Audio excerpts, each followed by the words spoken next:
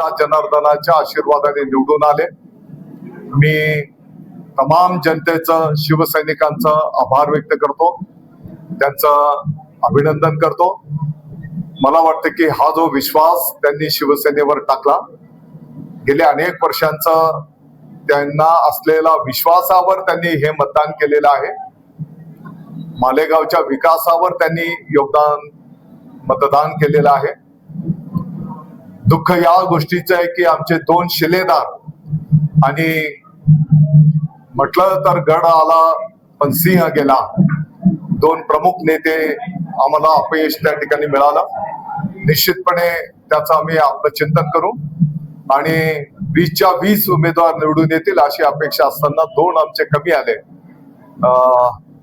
त्यांनाही येणाऱ्या काळामध्ये त्यांचा मान सन्मान त्या ठिकाणी दिला जाईल। कोणत्याही पक्षाला बहुमत मिळालेलं नाही, पण सर्वात लार्जेस्ट पार्टी जी आहे ती स्टार पार्टी आहे। एमआयएमचा धुवा उडाला, भाजपचा धुवा उडाला। आता पुढचं जे राजकारण महापालिका तुमचे 18 आलेले आहे, मला हे नाहीये, तर बहुमतांसाठी तुम्ही कोणासोबत? नाही, या क्षणाला तर आम्ही पदाधिकाऱ्यांनी त्याच्यावर विचार पण केलेला नाही। आपण सगळे पाहतो आहोत की कोणत्या नाशिक महानगरपालिकेचे काय निकाल येत आहेत, धुळे महानगरपालिकेचे काय निकाल येत आहेत, मालेगावचे काय निकाल येत आहेत, या सर्व गोष्टींवरच आम्ही पदाधिकारी बसलेलो होतो। मला वाटतं की आता बसल्याच्या नंतर, कारण अद्याप काही निकाल येणं बाकी आहे, तर ते सर्व निकाल आल्याच्या नंतर पुढचं मार्गक्रमण दिशा काय असेल या संदर्भात आम्ही स्थानिक नेते मंडळी बसून चर्चा करू आणि वरिष्ठांचं मार्गदर्शन घेऊन मग पुढची दिशा ठरवली जाईल। मुंबई महापालिकेमध्ये महायुतीचा प्रयत्न मला वाटतं की मी पहिल्या दिवसापासून आपल्याला सांगत होतो, युती शासनाच्या माध्यमातून माननीय मुख्यमंत्री महोदय, माननीय उपमुख्यमंत्री महोदय असतील, त्यांनी केलेला मुंबईचा सर्वांगीण विकास, मराठी माणसाच्या हिताच्या अनेक केलेल्या योजना आणि त्या अनुषंगानेच जनता जनार्दन हा कौल त्या ठिकाणी देताना दिसत आहे आणि याचं संपूर्ण क्रेडिट माननीय मुख्यमंत्री महोदय, माननीय उपमुख्यमंत्री महोदय, शिवसेना आणि भारतीय जनता पक्षाला त्या ठिकाणी आहे। पण सर, पुन्हा मालेगाववर येऊ आपण, शेवटी तुम्हाला कोणासोबत जावंच लागणार आहे, म्हणजे किंग मेकर तुम्ही आहेच, ही तर भूमिका तुम्हाला बजावावीच लागणार आहे। मी आपल्याला सांगितलं की आता आम्ही सर्व स्थानिक पदाधिकारी बसू, नेमकी काय आकडेवारी आहे, स्थानिक नेत्यांचं काय मनोगत आहे, आपल्या पदाधिकाऱ्यांचं काय मनोगत आहे, नगरसेवकांचं काय मनोगत आहे आणि त्याचा गोषवारा आम्ही आमच्या वरिष्ठांच्या कानावर घालू। शेवटी हा पक्ष वरिष्ठांच्या आदेशावर चालणारा पक्ष आहे।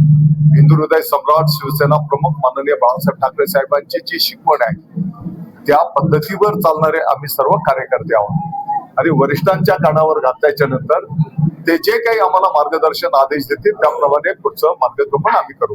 सेक्युलर फ्रंटने जर मदतीचा हात पुढे केला आणि मदत मागितली नाही, मी परत सांगतो आहे की एकदाची सर्व आकडेवारी आम्हाला बघून घेऊ दे, चर्चा करू। मुंबईमध्ये काँग्रेस मोठमोठ्या सभा घेतल्या, त्यांनी प्रेझेंटेशन केले, व्हिडिओ दाखवले, त्याचा जो परिणाम आहे तो मतदारामध्ये प्रत्यक्ष दिसत नाही। बघा, मतदार राजा नुसत्या भावनेच्या आधारावर नाही, ग्राउंडवर काय काम आहे, गेल्या अनेक वर्षाचा कोणाचा काय अनुभव आहे। आज मुंबईचा सर्वांगीण विकासाचे जर प्रकल्प आपण बघितले तर मुंबईकरांचं जीवनमान त्यातल्या त्यात सुलभ कसं होईल आणि म्हणून हजारो कोटी रुपयांचे प्रकल्प पूर्णत्वाला गेले, काही डोळ्यासमोर पाईपलाईन मध्ये आहेत, अनेक चांगल्या योजना प्रगतीपथावर आहेत। मराठी माणूस जो मुंबईच्या बाहेर त्याला जावं लागलं, तो परत मुंबईमध्ये कसा आणता येईल त्या दृष्टिकोनातून केलेल्या योजनेच्या आधारावर मुंबईकर जनता त्या ठिकाणी मतदान करते आहे। स्थानिक प्रश्न असा आहे की मालेगाव सोबतच आपल्याकडे इतर जिल्ह्यांची इतर महानगरपालिकेची जबाबदारी होती.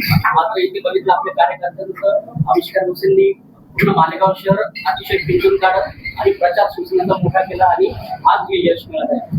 बघा, आपल्या सर्व ज्येष्ठ नेते मंडळींनी महिला आघाडी असेल आणि ही वस्तुस्थिती आहे की युवा सेनेचंही सर्व कार्यकर्त्यांचं मोठं योगदान आहे. सर्व शिवसैनिकांनी मेहनत केली, जीवाचं रान केलं. तुम्हाला माहिती आहे की सकाळपासून सायंकाळपर्यंत मला काही नेते मंडळींना आम्ही सर्वजण नाशिकला असायचो आणि मग रात्री आल्याच्या नंतर शेवटचे 2-3 दिवस प्रचार करण्याच्यासाठी संधी उपलब्ध झाली. अर्थात मालेगावकर जनता आणि आपण सर्व दररोज सोबत असतो. ते काही निवडणुकीपुरतेच आपण येतो अशातला भाग नाही.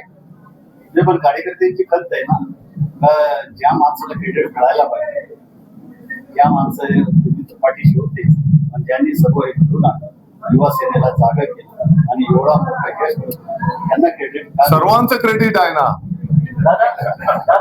हे क्रेडिट मतदार राजाचं आहे. दादा, नाशिकमध्ये भाजप आणि आपण एकमेकांना विरोधात येतो. आता निकालानंतर एकत्र येण्याची शक्यता त्याचंही आकडेवारी फायनल झाल्याच्या नंतर मला वाटतं की माननीय उपमुख्यमंत्री महोदय, शिवसेनेचे मुख्य नेते माननीय एकनाथजी शिंदे साहेब जो आदेश देतील त्याचं पालन आम्ही करू. ठाकरे बंधूंना काय चालू नाही, मी कोणाला सल्ला देणारा एवढा मोठा नाहीये. आम्ही आमचं काम करत राहतो. Okay okay okay.